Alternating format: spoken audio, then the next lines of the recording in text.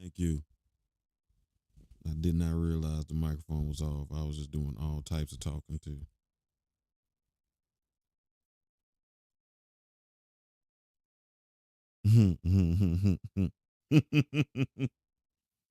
Listen, I cut it off so I could plug it up. Listen, you that's why you part of the family, man. See, I appreciate you. I was like, there's a lot of words going across the screen.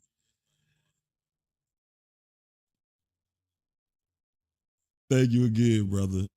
So listen, we gonna take it from the top. But that means y'all didn't hear any of that. Um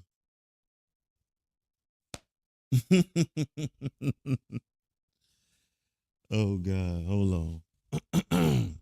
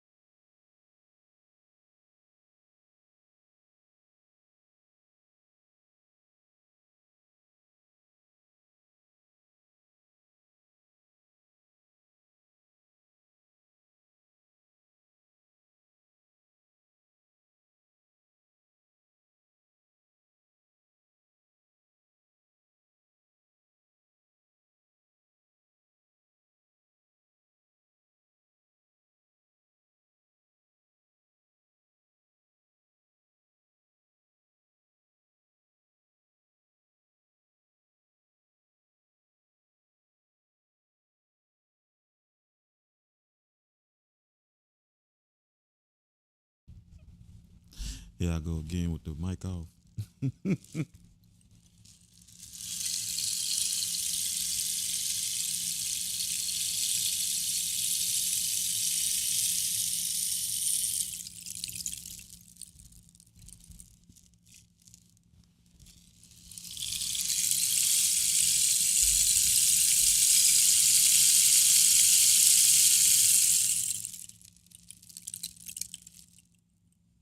Yeah, this is one of them days, y'all.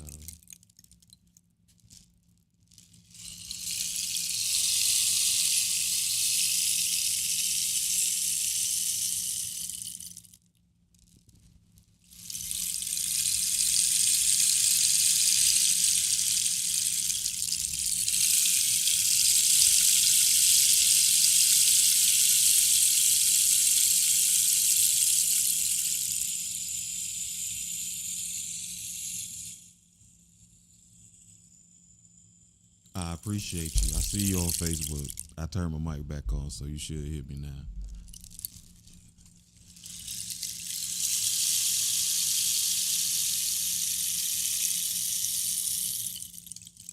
Tyler, you need to like the live 3,000 times.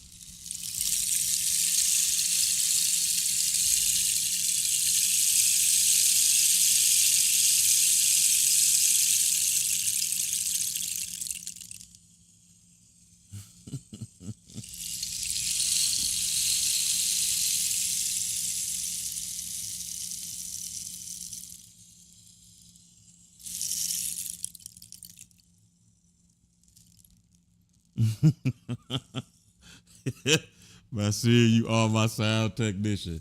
Liberty used to do it, man, but I think she gave up the position to actually be employed and stuff like that. So, but yeah, hired. For real. For real, for real. Don't worry, I'll send you a contract.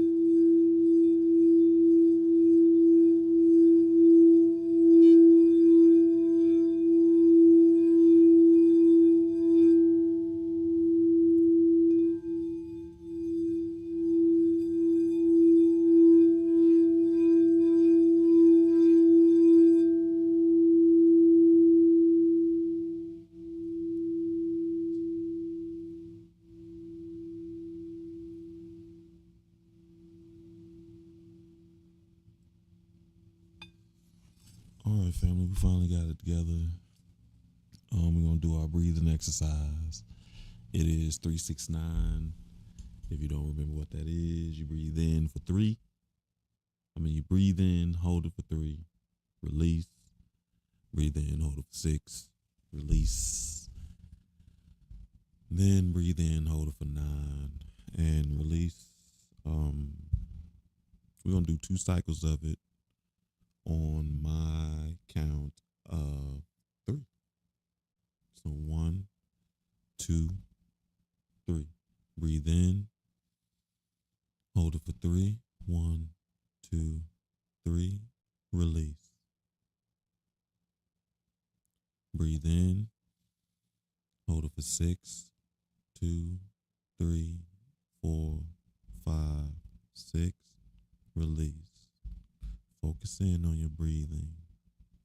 Feel your lungs expand. Breathe in. Hold it for 9, 2, 3, 4, 5, 6, 7, 8, 9. Release. Take a deep, relaxing breath. And on my count of 3, we start again. 1, 2, 3. Breathe in. Hold it for 3, 2, 3. Release. Breathe in. Hold it for 6, 2, 3, 4, 5, 6. Release. Breathe in. Hold it for 9, 2, 3, 4, 5, 6, 7, 8, 9. Then release. So now, imagine yourself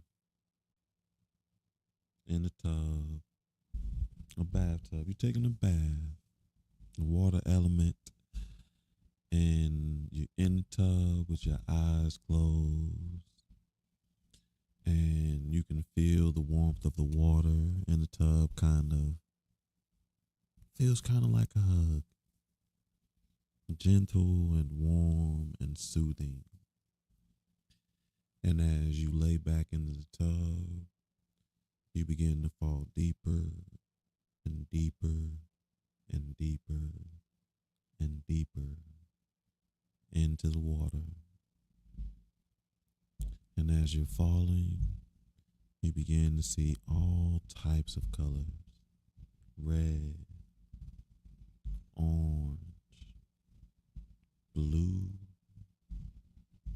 green. And as you fall further, you realize that these colors are coming from a civilization. And you can see the sights, hear the sounds, smell the smells. What do the people of this civilization look like in your mind? Are they floating? Are they swimming? Are they walking? Do they use technology? And as you're looking at this, you begin to get a little overwhelmed with the beauty of it. And you are caught in awe and starstruck by something so unimaginable that you have imagined. And while you are admiring the beauty of this city, I want you to repeat after me. I am a creative being. I deserve to enjoy life. I am emotionally balanced.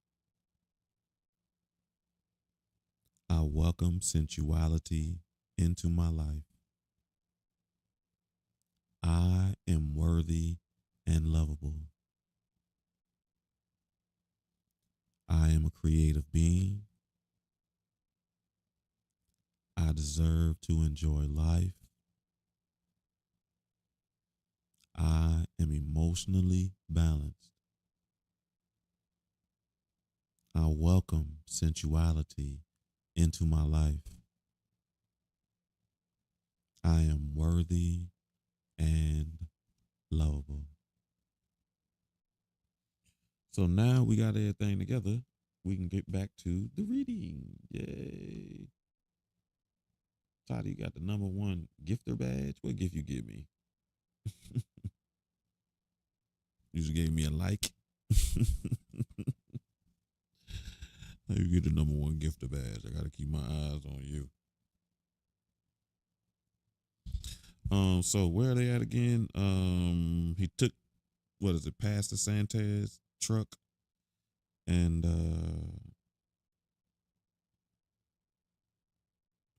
okay, Father Carl's truck, excuse me. Father Sanchez is the first guy he met.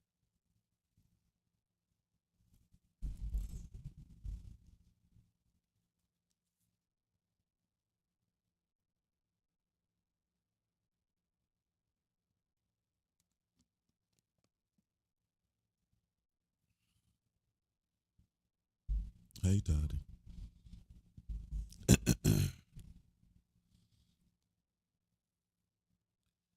A surge of impatience rose up in me. After making good time for over 3 hours, I now sat at a crossroads, unable to decide between two particular routes. To my left was one possibility. Judging from the map, this road bore north along the edge of the mountains for hundreds of miles, then turned sharply east towards the Equos. The other route led to the right and maintained an eastern angle through the jungle to the same destination. I took a deep breath and tried to relax. Then I quickly checked the rearview mirror.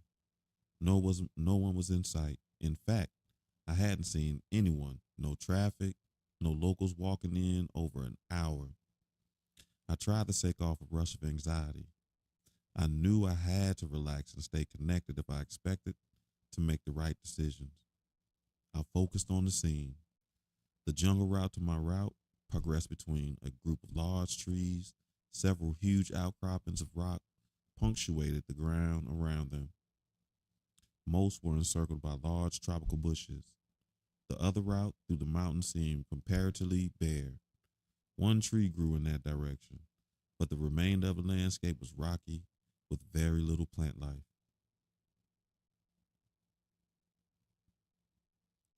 I looked to the right again and tried to induce a love state. The trees and the bushes were rich green. I looked to the left and tried the same procedure.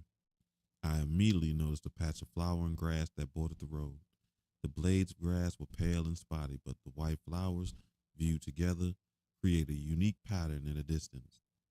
I wondered why I hadn't noticed the flowers earlier. They now seemed to almost glow. I broadened my focus to include everything in that direction. The small rocks and the brown patches of gravel seemed extraordinarily colorful in the distance. Hues of amber and violet, even dark red, ran through the entire scene. I glanced back to the tree to the right to the trees and bushes. Although beautiful, they now paled in comparison to the other route. But how could that be, I thought? Initially, the road to the right seemed more attractive. Glancing back to the left, my intuition strengthened. The richness of the shapes and colors amazed me. I was convinced. I started the truck and headed to the left, sure of the correctness of my decisions. The road was bumpy with rocks and ruts. As I bounced along, my body felt tighter. My weight was centered on my buttocks, and my back and neck were straight. My arms were holding the steering wheel, but were not resting on it. For 2 hours, I drove without incident, nibbling from the food basket Father Carl had packed, and again seeing no one. The road meandered up and down one small foothill after another. At the top of one hill, I observed two older cars parked to my right. They were pulled far off to the side of the road in a stand of small trees. I could see no occupants and assumed the vehicles were abandoned. Ahead, the road turned sharply to the left and then circled downward into a wide valley. From the peak, I could see for several miles. I stopped the truck abruptly. Halfway across the valley, 3 or 4 military vehicles sat along both sides of the road. A small group of soldiers stood among the trucks. A chill ran through me. That was a roadblock. I backed off the crest and pulled my vehicle behind two large rocks, then got out, walked back over the overlook again to observe the activity in the valley. One vehicle was driving away in the opposite direction. Suddenly, I heard someone behind me. I turned around quickly. It was Phil, the ecologist I had met at Vicente. He was equally shocked. Matt, he was like, "What are you doing here?" he asked as he rushed up on me. "I'm trying to get an Ecos," I said. His face was filled with anxiety. "So are we, but the government's getting crazy over this manuscript. We're trying to decide whether to risk passing through the roadblock. There are 4 of us." He nodded to his left. I could see several men through the trees. "Why are you going to the Equos?" he asked. "I'm trying to find Will. We got separated in Kula, but I heard he might be heading there to look for the rest of the manuscript. He looked horrified. He shouldn't be doing that. The military has prohibited anyone having copies. Didn't you hear what occurred at Vicente?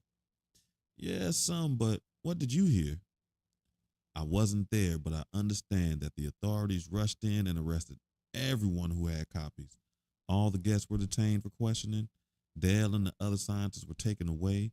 No one knows what happens to them. Do you know why the government is so disturbed about the manuscript? I asked. No, but when I heard how unsafe it was getting, I decided to return to the Ecos for my research data and then leave the country myself. I told him of the details of what happened to Will and myself after leaving Vicente, especially the shooting on the top of the ridge. Damn, he said. And you're still fooling around with this thing? His statement jarred my confidence, but I said, look, if we do nothing, the government is going to suppress the manuscript completely. The world will be denied its knowledge, and I think the insights are important. Important enough to die for? He asked. The sound of vehicles attracted our attention. The trucks were driving across the valley towards us. Oh shit, he said. Here they come. Before we could move, we heard the sounds of vehicles approaching from the other direction as well. They've surrounded us, Phil shouted. He looked panicked. I ran to the truck and dumped the basket of food into a small pack. I took the folders containing the manuscript and placed them in the pack as well. Then thought better if I pushed them under the seat instead. The sounds were growing louder, so I ran across the road to my right in the direction the Phil had headed.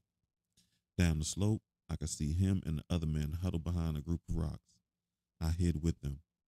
My hope was that the military trucks would pass and keep going. My truck was out of sight. Hopefully they would think, as I did, that the other cars were abandoned.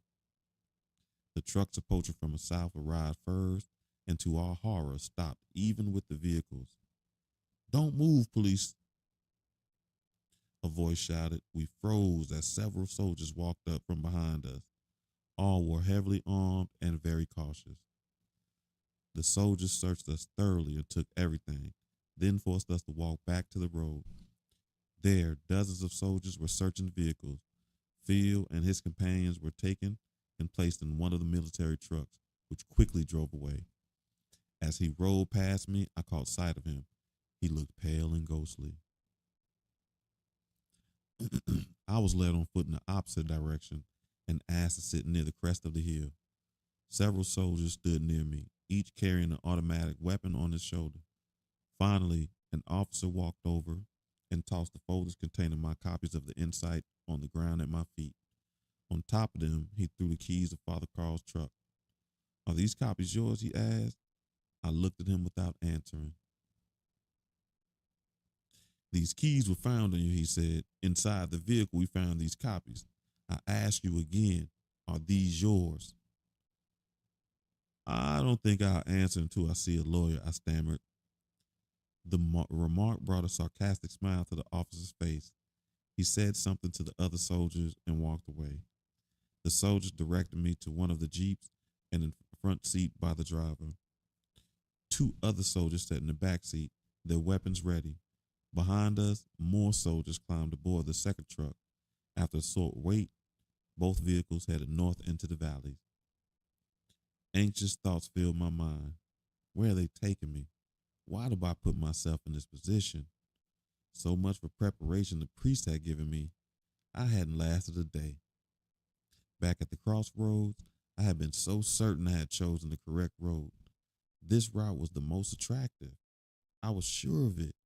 Where did I make my mistake? I took a deep breath and attempted to relax, wondering what would happen. I would plead ignorance, I thought, and present myself as a misguided tourist, meaning no harm. I just got mixed up with the wrong people, I would say. Let me go home. My hands were resting on my lap. They were shaking slightly. One of the soldiers sitting behind me offered a canteen of water, and I took it, though I could not drink. The soldier was young, and when I handed the canteen back to him, he smiled without a trace of malice in his face. The image of Phil's panicked look flashed across my mind. What would they do to him? The thought occurred to me that meeting Phil on that hilltop had been a coincidence.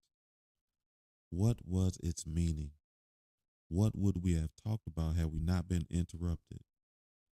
As it was, all I did was stress the manuscript's importance, and all he did was warn me about the danger here and counsel me to get out before being captured. Unfortunately, his advice came too late. For several hours, we rode without anyone speaking. The terrain outside grew progressively more flat, the air warm.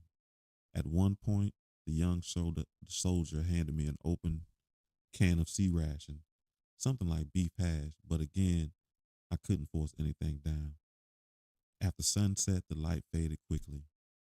I rode along without thought, staring straight ahead with the truck's headlights. Then I slipped into a restless sleep during which I dreamed about being in a flight. I was running desperately from an unknown foe amid hundreds of huge bonfires, certain that somewhere was a secret key that would open the way of knowledge and safety. In the middle of one of the giant fires, I saw the key. I darted in to retrieve it. I jerked awake, sweating profusely. The soldiers glanced at me nervously. I shook my head and leaned against the truck's door. For a long time, I looked outside window at the dark shapes of the landscape, fighting the urge to panic.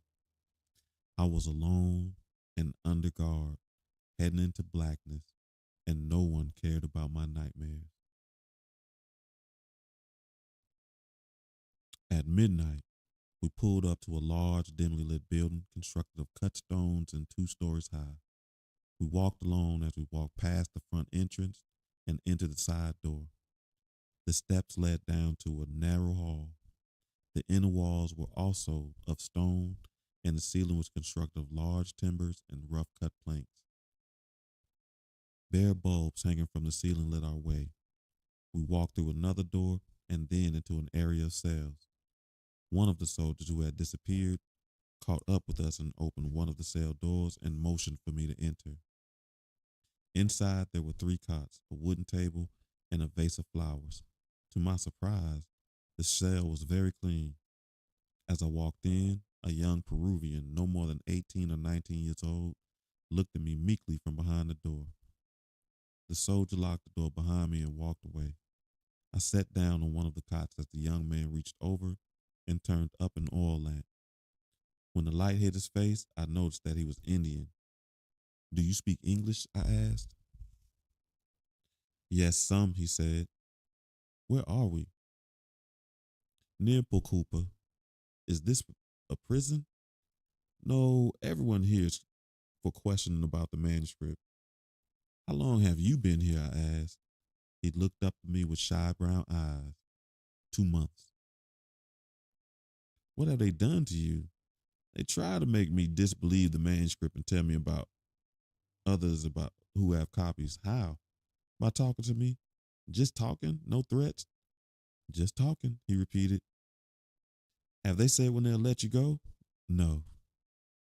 I paused for a moment and he looked at me questioningly. "Were you caught with copies of the manuscript?" "Yes." "Were you?" "Yes. I lived I lived near here in an orphanage. My headmaster was teaching from the manuscript. He allowed me to teach the children. He was able to escape, but I was captured." "How many insights have you seen?" "All that have been found," he said. "You?" I've seen all but 7 and 8 insights. I had 7, but I didn't get a chance to read it before the soldiers showed up." The young man yawned and asked, "Can we sleep now?" "Yeah," I said absently. "Sure." I lay on my cot and shut my eyes, my mind racing. What should I do now? How had I let myself get caught? Could I escape? I concocted several strategies and scenarios before I finally drifted off to sleep. Again, I dreamed vividly. I was searching for the same key, but this time I was lost in a deep forest. For a long time, I had been walking aimlessly, wishing for some sort of guidance. After a while, a huge thunderstorm came and flooded the landscape. During the deluge, I was washed down a deep ravine and into a river which was flowing in the wrong direction and threatening to drown me. With all my might, I fought against the current, struggling for what seemed like days.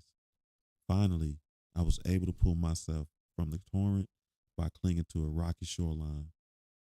I climbed up the rocks and along the sheer cliffs that bordered the river, ascending higher and higher and into ever more treacherous areas.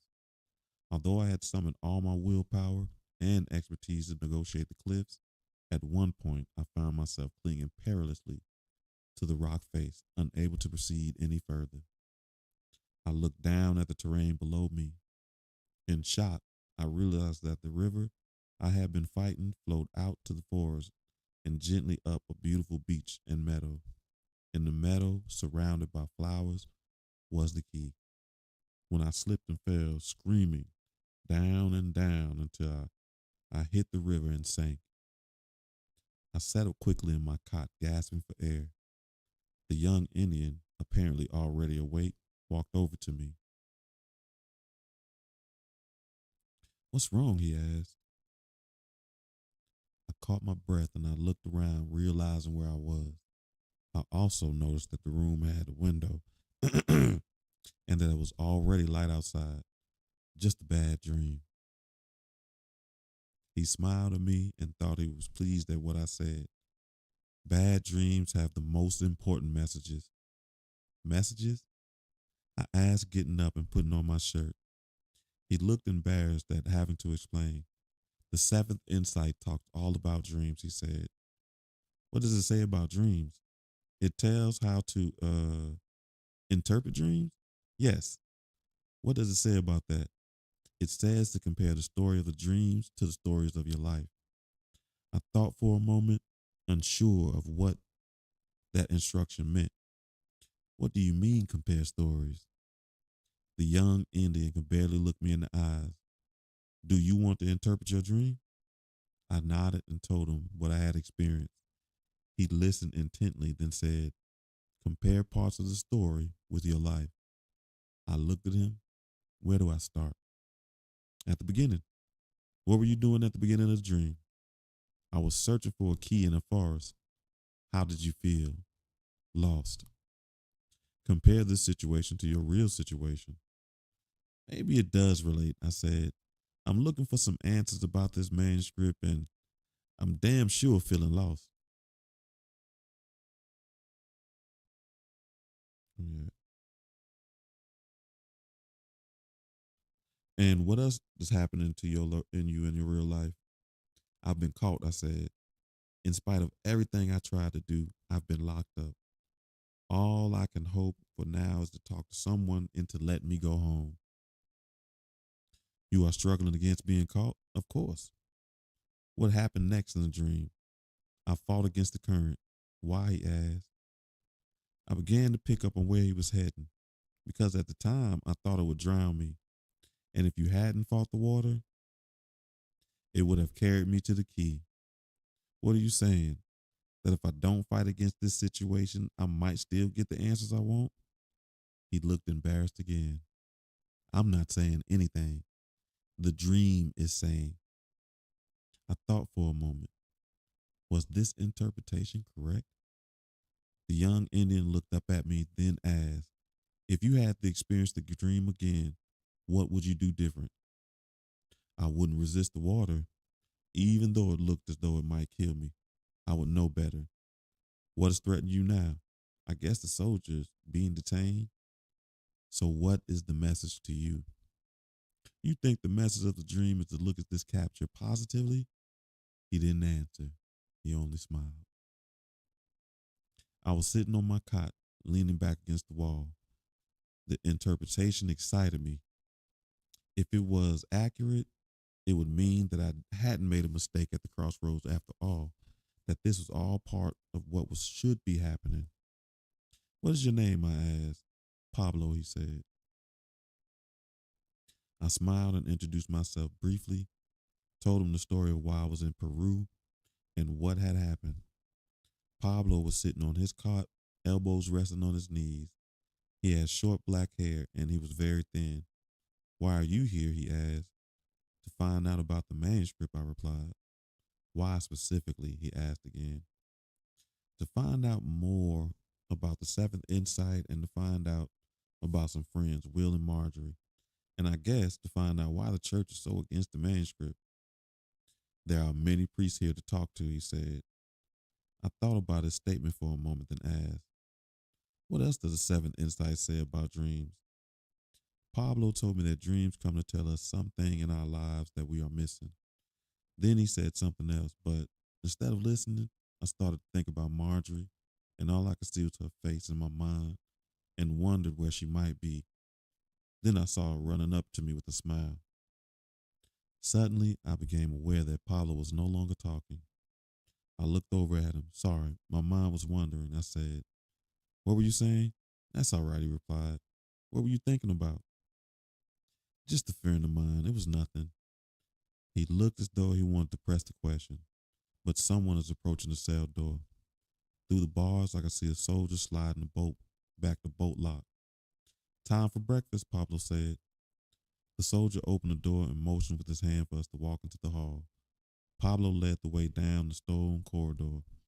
We proceeded to a stairway and up one flight of stairs to a small dining area.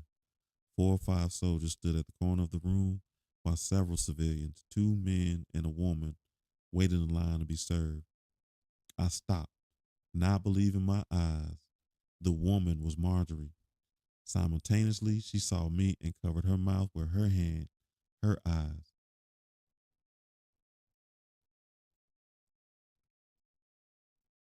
I glanced at the soldier behind me.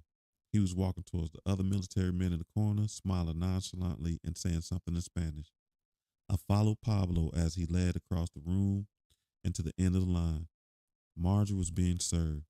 The 2 other men took their trays to the table talking. Several times Marjorie gazed over and met eyes, struggling not to say anything. After the second glance, Pablo glanced that we knew each other and looked at me questioningly. Marjorie carried her food to the table, and after being served, we walked over and sat with her. The soldiers were still talking among themselves, seemingly oblivious to our movements. God, I'm so glad to see you here, she said. How did you get here? I hid for a while with some priests, I replied. Then I left to find Will and was captured yesterday. How long have you been here? Since they found me on the ridge, she said. I noticed Pablo was looking at us intensely and I introduced him to Marjorie. I guessed that this must be Marjorie, he said. They talked briefly, then I asked Marjorie what else happened. Not much, she said. I don't even know why I'm being detained. Every day I've been taken to one of the priests or to one of the officers for questioning. They want to know who my contacts were at the Vicente and if I know where any other copies are over and over again.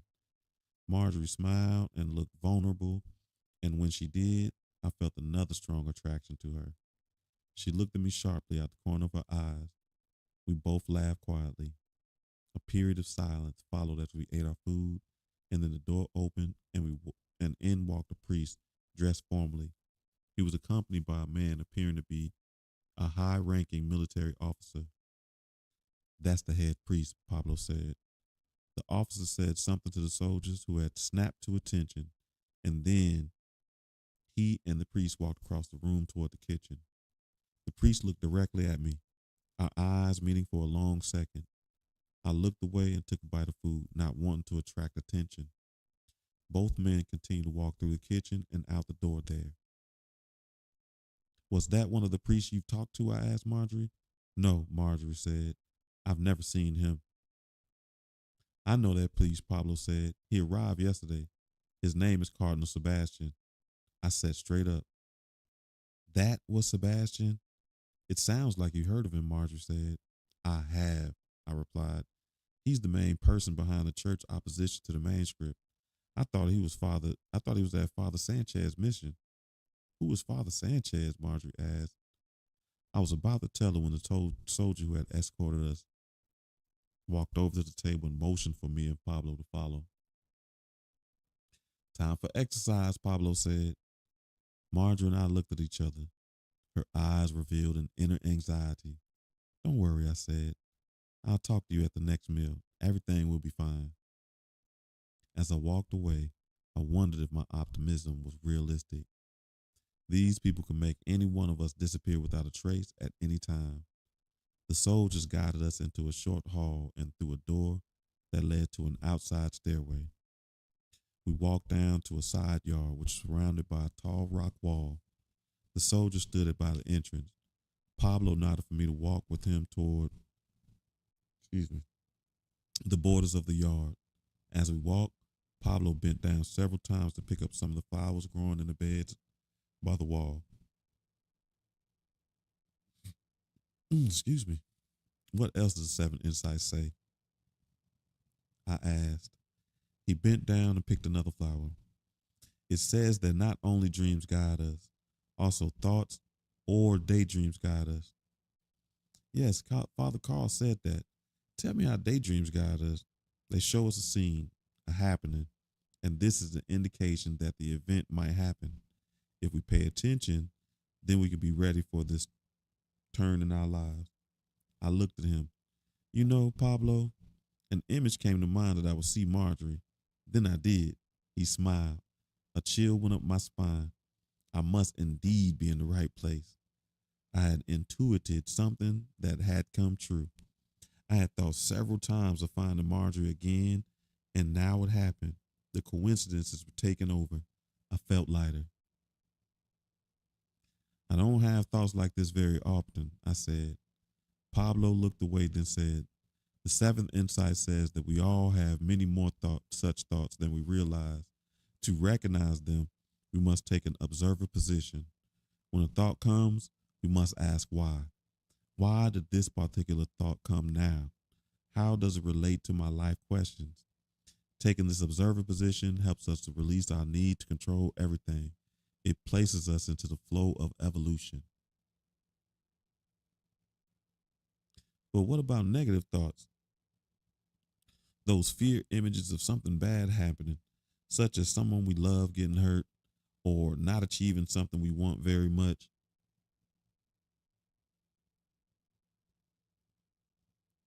Very simple, Pablo said. The seventh insight says that fear images should be halted as soon as they come. Then another image, one with the good outcome, should be wheeled through the mind. Soon, negative images will almost never appear. Your intuition will be about positive things. When negative images come after that, the manuscript says that that they should be taken seriously and not followed.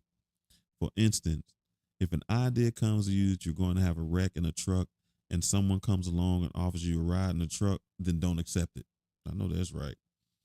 We had come full circle in our walk around the courtyard and were approaching the guard. Neither of us talked about as we passed him. Pablo picked a flower and took a deep breath. The air was warm and humid, and the plant life outside the wall was dense and tropical. I had noticed several mosquitoes. Come, the soldier suddenly called out. He prodded us inside and down to our cells. Pablo entered ahead of me, but the soldier put his arm up, blocking my way. Not you.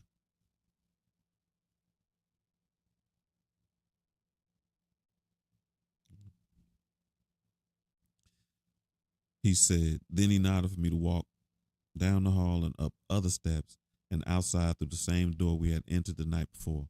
In the parking lot, Father Sebastian was entering the back seat of a large car. A driver shut the door behind him. For an instant, Sebastian looked at me again. Then he turned and said something to the driver. The car sped away. The soldier nudged me toward the front of the building. We walked inside and into an office. I was directed to sit in a wooden chair across from a white metal desk. Within minutes, a small sandy-haired priest, about 30, entered and sat at the desk without acknowledging my presence. He looked through a file for a few minutes, then looked up at me.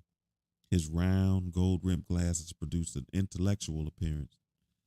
You've been arrested with illegal state documents, he said matter-of-factly. I'm here to help determine whether prosecution is in order.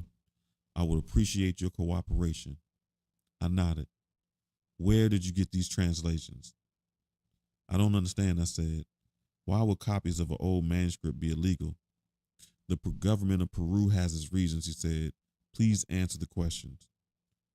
Why is the church involved, I asked. Because the manuscript contradicts the traditions of our religions, he said. It misrepresents the truth of the spiritual nature. Where, look, I said, interrupting, I'm just trying to understand this. I'm just a tourist who got interested in the manuscript. I'm a threat to no one. I only know why it's so, I want to know why it's so alarming. He looked puzzled, as if trying to decide the best strategy for dealing with me. I was constantly pressing for details. The church feels the manuscript is confusing our people, he said carefully. It gives the impression that people can decide on their own how to live without regard to the scriptures.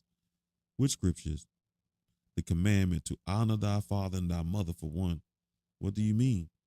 The manuscript blames problems on parents, undermining the family.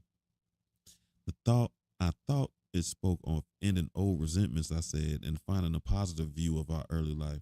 No, he said, it's misleading. There should never have been a negative feeling to begin with. Can't parents be wrong? Parents do the best they can. Children must forgive them. But isn't that what the manuscript is clarifying? Doesn't forgiveness take place when we see positive about our childhoods? His voice rose with anger. But from what authority does this manuscript speak of? How can it be trusted? He walked around the desk and stared down at me angrily. You don't know what you're talking about, he said. Are you a religious scholar? I think not. You're direct evidence of the kind of confusion this manuscript evokes. Don't you understand that there's an order in this world only because of law and authority? How can you question the authorities in this matter? Because y'all don't know everything. I said nothing, which seemed to infuriate him even more. Let me tell you something, he said. The crime you have committed is punishable by years in prison. Have you ever been to a Peruvian prison? Does your Yankee curiosity seem to find out what our prison was like? I can arrange that. Do you understand? I can arrange that. He put his hands over his eyes and paused, taking a deep breath, obviously trying to calm down. I'm here to find out who has copies, where they're coming from. I will ask you one more time.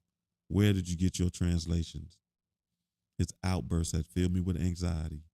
I was making the situation worse with all my questions. What might he do if I failed to cooperate? Still, how could I implicate Father Sanchez and Father Carl? I needed some time to think before I answered you, I said. Momentarily, he looked as if he might fly into another rage. Then he relaxed and looked very tired. That's the thing. That man lives, man. I will give you until tomorrow morning, he said, motioning for the soldier standing in the doorway. Take me away. I followed the soldier back down the hall and directly to the cell. Without saying anything, I walked over and lay down on my cot, feeling exhausted myself. Pablo was looking out the barred window. Did you talk with Father Sebastian, he asked.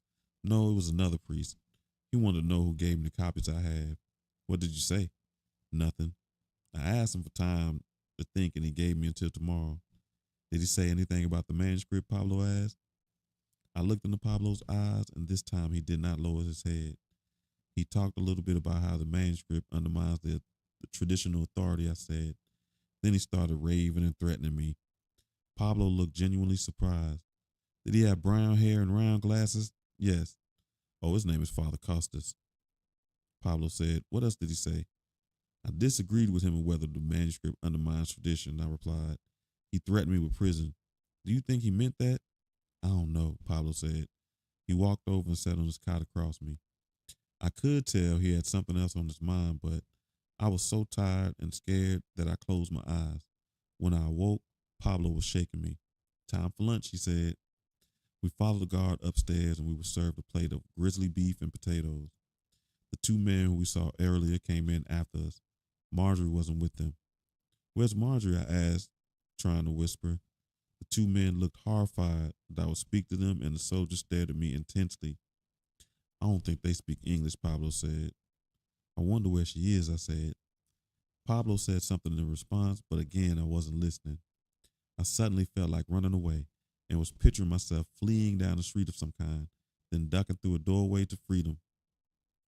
What are you thinking about? Pablo asked. I was fantasizing about an escape, I said. What were you saying? Wait, Pablo said. Don't dismiss your thought. It may be important. What kind of escape? I was running down an alley or a street and then through a doorway. I got the impression that I was successfully escaping. What do you think of this image? I don't know, I said. It didn't seem to be logically connected to what we were thinking about. Don't you? Do you remember what we were talking about? Yes, I was talking about Marjorie. You don't think that there's a connection between Marjorie and your thought?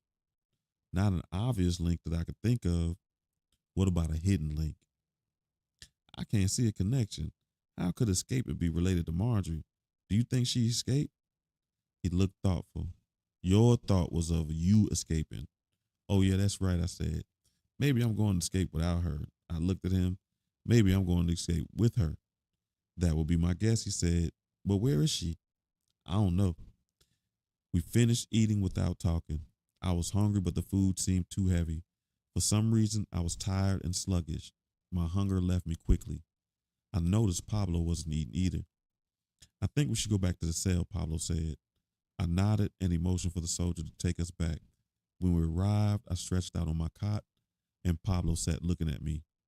Your energy seems down, he said. It is, I replied. I'm not sure what is wrong. Are you trying to take in energy, he asked. I guess I haven't, I replied, and that food doesn't help. But you don't need much food if you're taking in everything. He swept his arm in front of him to emphasize everything. I know. It's hard for me to get the love flowing in a situation like this. He looked at me quizzically. But not to do so is to harm yourself. What do you mean? Your body is vibrating at a certain level. If you let your energy get too low, your body suffers. That is the relationship between stress and disease. Love is the way to keep your vibrations up. It keeps us healthy. It's important. Give me a few minutes, I said. I practiced the method Father Sanchez had taught me. Immediately, I felt better. The objects around me stood out with presence. I closed my eyes and concentrated on the feeling. That's good, he said. I opened my eyes and saw him smiling broadly at me. His face and body still boyish and immature, but his eyes now full of wisdom. I can see the energy coming into you, he said. I could detect a slight field of green around Pablo's body. The new flowers he had picked in the vase on the table seemed radiant. To grasp the seventh insight and truly into the movement of evolution, he said, one must pull all the insights into one way of being. I didn't say anything. Can you sum up how the world has changed for you as a result of the insights? I thought for a moment. I guess I've woken up and seen the world as a mysterious place that provides everything we need if we get clear and get on the path. Then what happens, he said? Then we're ready to begin our evolutionary flow. And how do we engage in this process? I thought for a moment. By keeping our current life questions firmly in mind, I said, and then watching for direction, either in a dream or in an intuitive thought or in a way the environment illuminates and jumps out at us. I paused again, trying to pull the whole insight together, then added, we build our energy and center ourselves in our situations, in the questions we have. Then we receive some form of intuitive guidance, an idea of where to go or what to do, and then coincidences occur to allow us to move into that direction. Yes, yes, Pablo said, that is the way.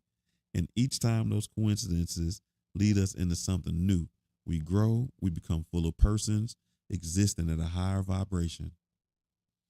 He was leaning towards me, and I noticed the incredible energy around him.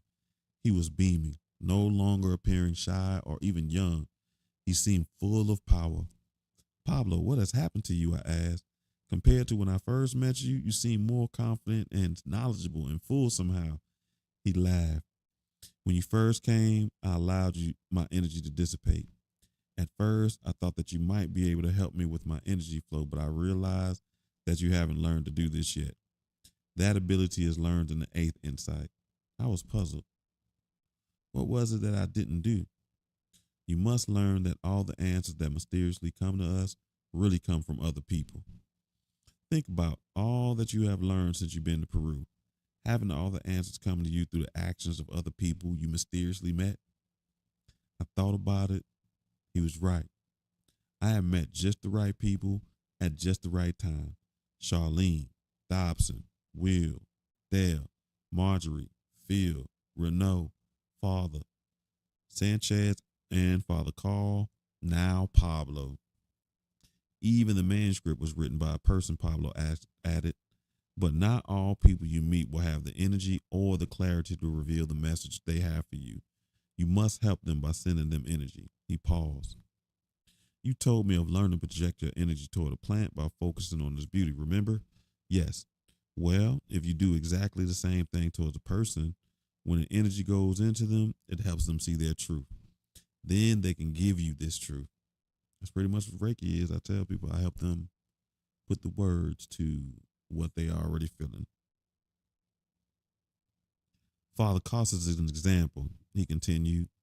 He had an important message for you, which did not help him reveal. Which you did not help him reveal. You tried to demand answers from him, and that created a competition between you and him for energy. When he felt that, his childhood drama, his intimidator, took over the conversation. What was I supposed to have said? I asked. Pablo didn't answer. Again, we heard someone at the cell door. Father Costas entered. He nodded at Pablo, a slight smile on his face. Pablo smiled broadly, as if he actually liked the priest. Father Costas shifted his gaze to me, his face becoming stern. Anxiety gripped my stomach. Cardinal Sebastian has asked to see you, he said.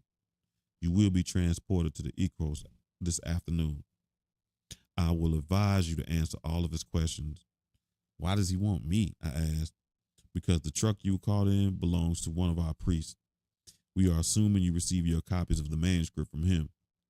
For one of our priests to disregard the law is very serious. He looked at me with determination. I glanced at Pablo, who nodded for me to continue. You think that the manuscript is undermining your religion? I asked Costley gently. He looked at me with condescension. Not just our religion, everyone's religion. Do you think that there is no plan for this world? God is in control. He assigns our destiny. Our job is to obey the laws set forth by God. Evolution is a myth. God creates the future the way he wants it. To say humans can make themselves evolve by the will of God, by taking the will of God out the picture, it allows people to be selfish and separate. They think that their evolution is the important thing, not God's plan. They will treat each other even worse than they do now. I couldn't think of another question. The priest looked at me for a moment, then said, almost kindly, I hope you will cooperate with Cardinal Sebastian. He turned and looked at Pablo, obviously proud of the way he handled my questions. Pablo only smiled at him and nodded again. The priest walked out and the soldier locked the door behind him. Pablo leaned forward on his cot and beamed at me, his demeanor still completely transformed and confidence on his face. I looked at him for a moment, then smiled. What do you think just happened now? He asked. I struggled for humor. I found out that I'm more trouble than I thought. He laughed. What else occurred? I'm not sure what you're getting at. What were your questions when you arrived here? I wanted to find Marjorie and Will. Well, you found one of them. What was your other question? I had a sense that these priests were against the manuscript, not out of malice, but they misunderstood. I wanted to know what they were thinking. For some reason, I had the idea that they could be talked out of their opposition. After saying this, I suddenly understood what Pablo was leading to. I had met Costas here, and now so that I could find out what bothered him about the manuscript. And what was the message you received, he asked. The message? Yes, the message. I looked at him. It's the idea of participating in evolution that bothers them, isn't it? Yes, he said. That would figure, I added. The idea of physical evolution is bad enough, but to extend the idea to everyday life, to the individual decisions we make, to history itself, that's unacceptable. They think that humans will run amok with this evolution, that relations between people will degenerate. No wonder they want the manuscript to be suppressed. Could you convince them otherwise? Pablo asked. No, I don't know enough myself. What would it take for someone to be able to convince them? One would have to know the truth. One would have to know how humans would be treating each other if everyone was following the insights and evolving. Pablo appeared pleased. What? I asked him, smiling along with him. How humans act towards each other is in the very next insight, the eighth.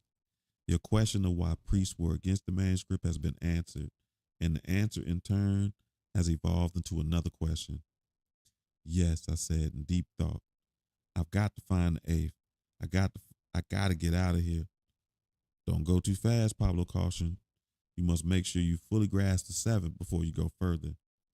Do you think I grasp it? I asked. Am I staying in the flow of evolution?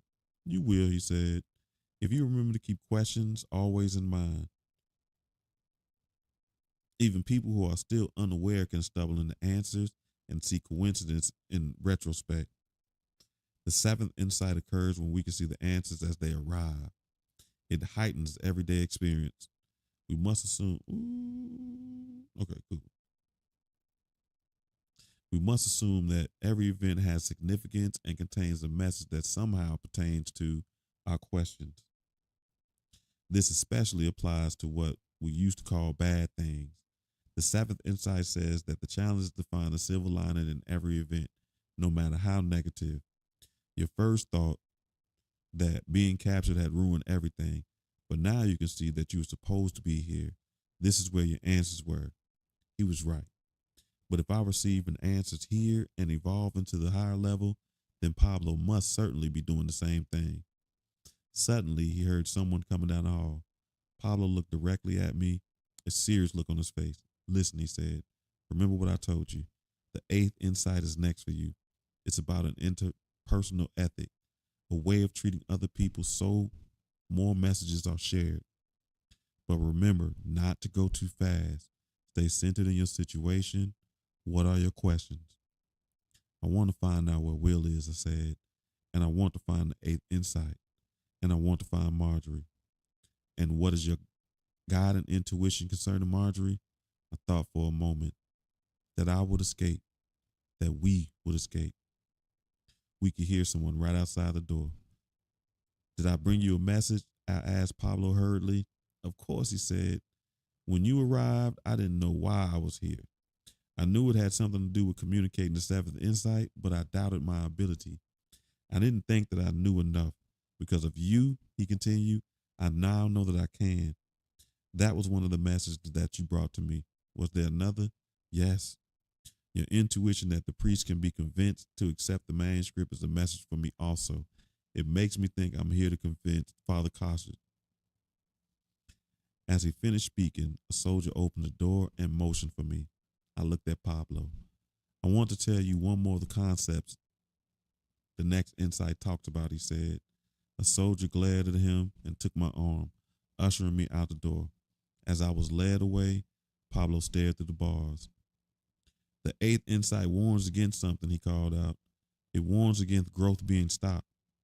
It happens when you become addicted to another person. I know that's right. All right, so family, we'll stop right there, and we'll pick up next week on interpersonal therapy. Interpersonal ethic, and it's not too bad.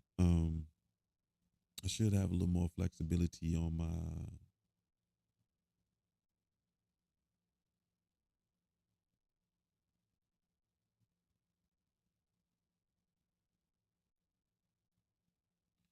I was trying to see what that said.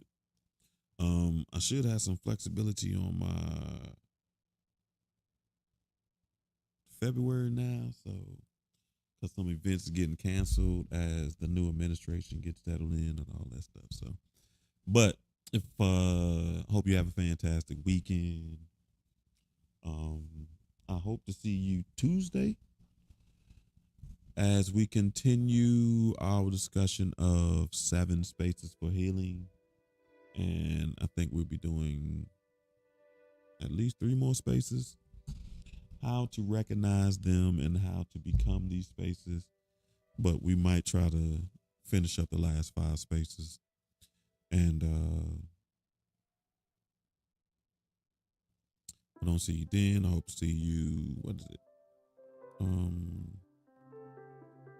Thursday for the rest of book club, and we'll be on the 8th insight. So we are almost done, family. I appreciate you.